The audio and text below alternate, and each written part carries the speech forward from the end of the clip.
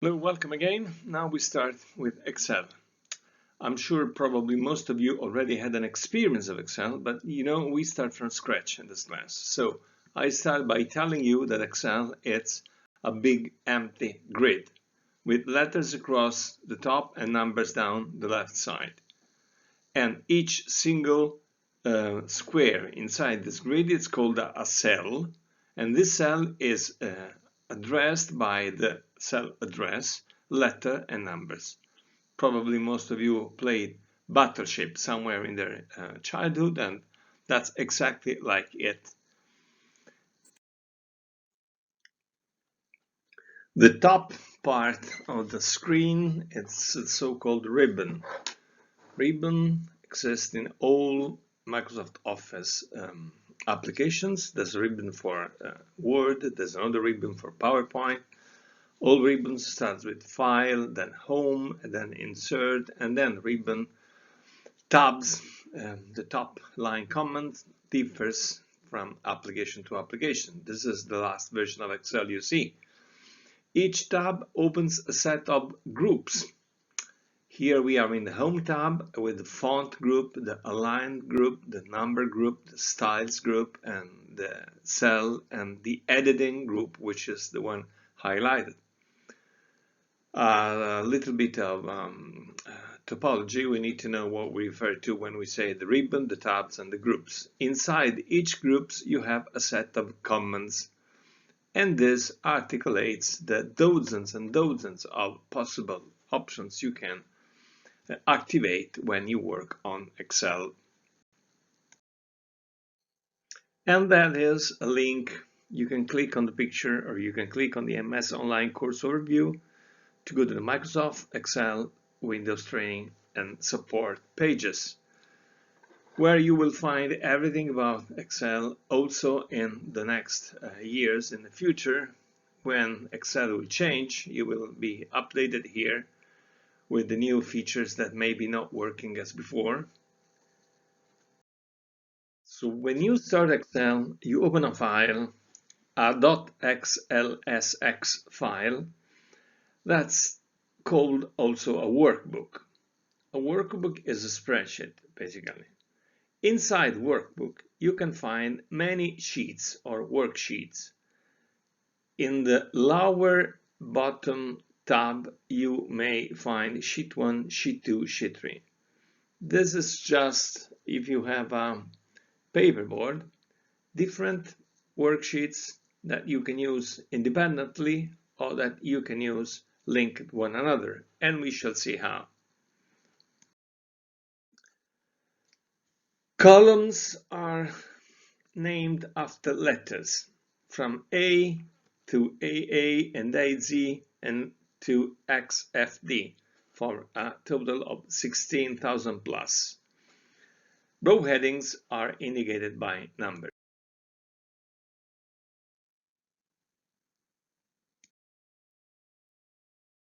Now, you know that we use Excel for number crunching. How do we work numbers in Excel?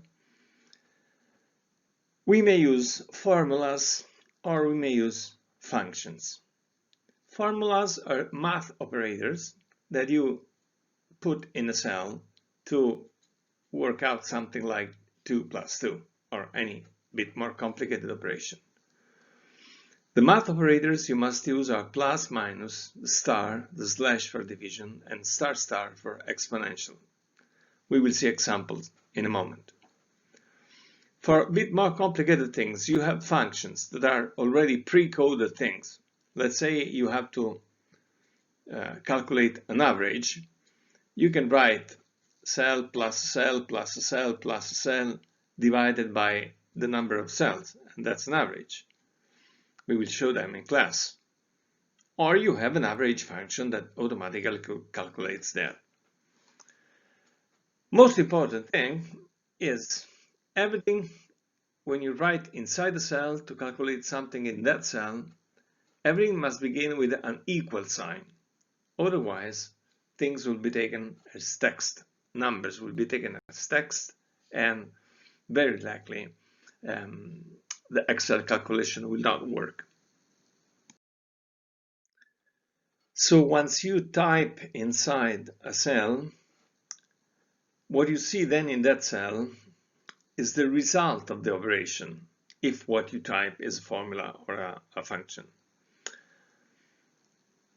The formula or the function is visible in the formula bar, the blank space up there, where you visualize what is inside the cell you are positioning your cursor on.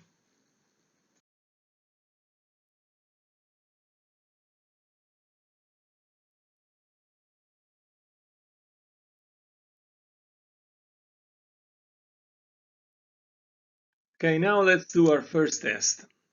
Practice in class. Open a new workbook, open Excel, create a new file, and type in this data. Because at some point, somebody must enter the data. The beginning of everything is what we call raw data, the original material over which we will be able to do any kind of calculation. But somebody, sometime, must enter the data. So this is also an exercise on typing in a spreadsheet. Because it will happen to you that you will have to type in data. So just these names and tests. We are using as an example a college life. We have a certain amount of students, they are taken for tests and they are graded with values that the teacher arbitrarily assigns to them. So let us fill a spreadsheet with these numbers. Then we will calculate the average in the next slide. But for the moment, 5-10 minutes to produce a new workbook and type in this data. Once you have typed in the data, and I will want to have a look at your screens, then it's now time for us to calculate the average. And the average is that formula. The values of all tests divided by the number of tests. For the moment, we have to write this formula. How do we translate this formula in Excelian?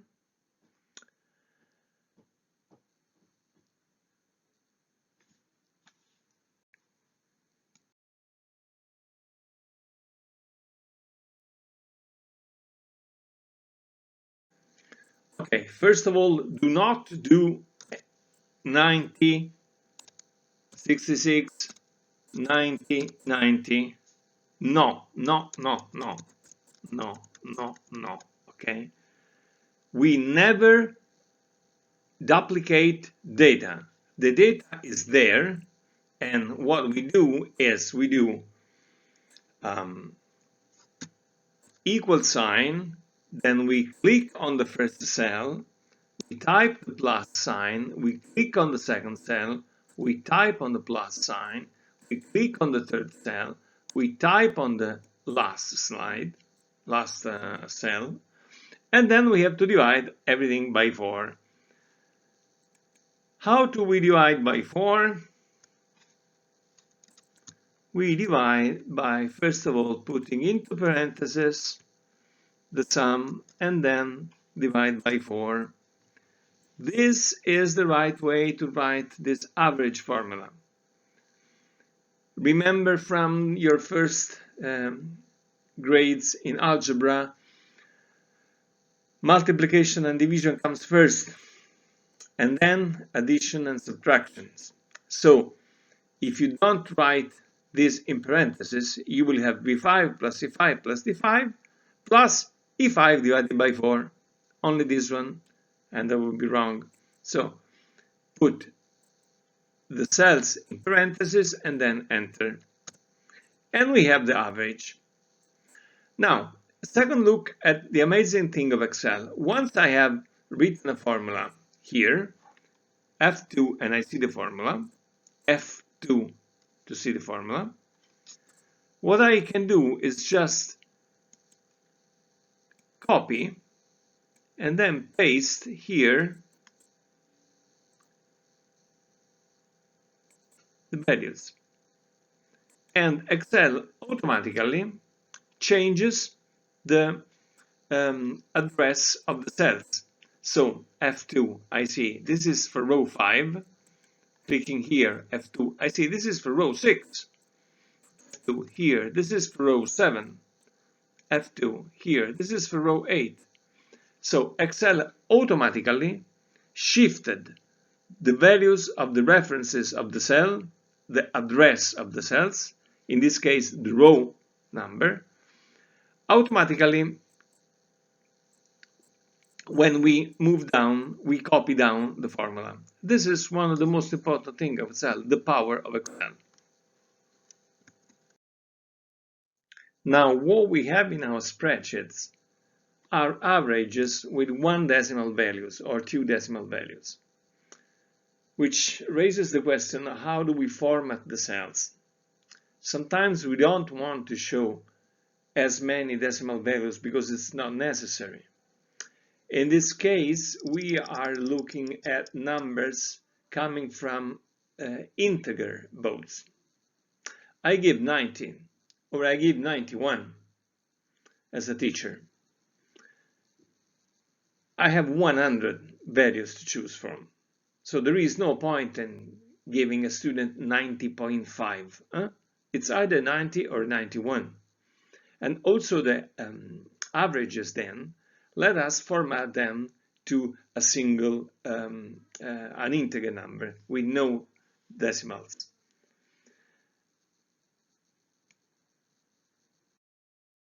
So first of all, let me copy this to the first cell and correct. 82.75, it's meaningless. So I want to select all these cells, right click, format cells down here. A menu opens that says number, decimal places. Decimal places, I choose to have 0. In these cases, it's a good thing to have 0 decimal values because we are willing to choose to look at integer numbers. I don't really, 90.75, it doesn't really matter. It doesn't really mean anything. It makes no sense. So in this case, we choose 0 decimals. Dang. That looks quite better, does it? Now, there is no general rule how many decimals you have to add. That depends on what those numbers mean. Case by case, if it's necessary to have, 1 decimal, like in measuring body temperatures, then 37.2 and 37.6 makes a difference. But in this case, there is no such a thing. And so we choose only no decimals.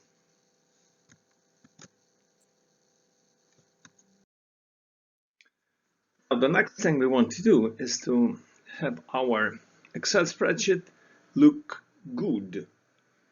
Something nice, something you can, just copy and paste into a Word document and appears like a nice table, a nice, presentation. In the next slide, I will show you how to do that. It's exactly the same technique that we use in Word. We select cells and we then change the background and change the font and font colors.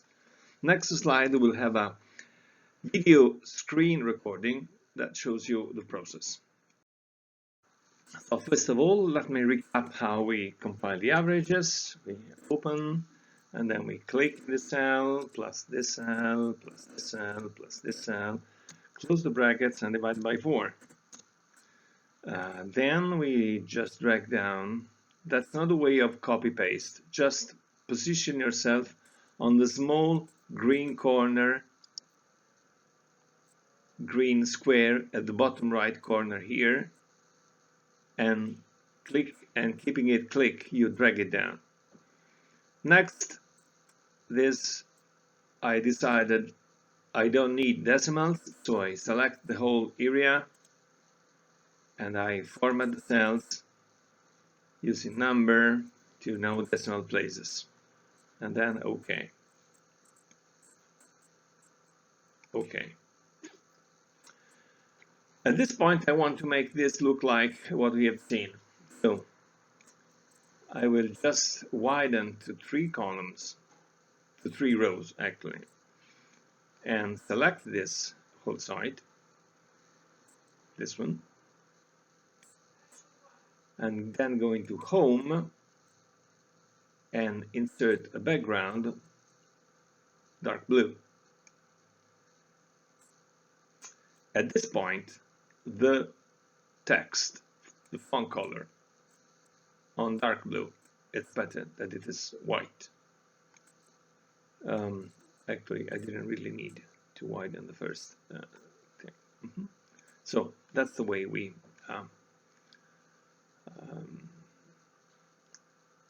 correct the fonts.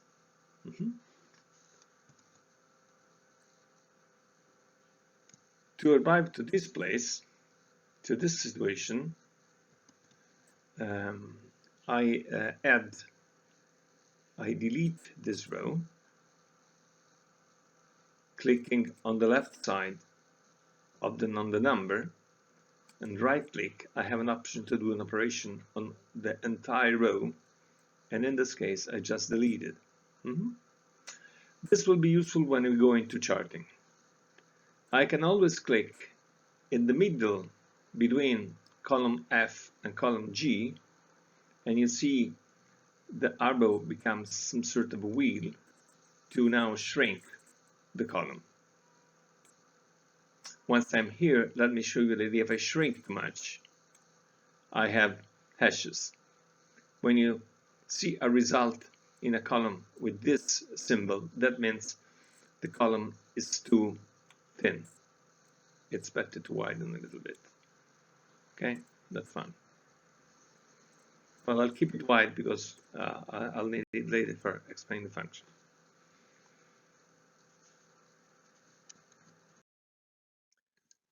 This is how the Excel spreadsheet screen is organized. First thing, top left, you see the cell address area. That's where the pointer of your mouse is on.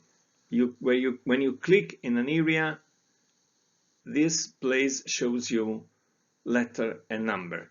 That means what we call the reference of the area, the address or reference, basically the same thing. Next in line, you have a long white space in which the formula bar is shown. Here is where you see what is inside the cell, the content of the cell. On the right side, then you have 84, which is the result of the operation you have in the formula bar. It's important to understand this difference between what is inside the bar, inside a cell, and what the cell shows. This cell, the cell F3, does not contain the number 84. It contains a formula, the result of which is the number 84. So you see the result in the cell, but the content is in the formula bar, and the content it may be different from the result. The cell just after test 4, the cell which shows in the yellow background 90, 66, 90, 90, those cells show the real numbers. The content of the cell is the exact number that is seen, because these are data entry cells. This is where we write the numbers. As I mentioned before, sometimes at one point somebody must enter the numbers, or coming from a data set. So the top left is the cell address that shows the address, letter, and row and column of the cell. Then you have the formula bar that shows what is inside the cell, and then you have the cell itself that shows the result of the operations carried out on that cell.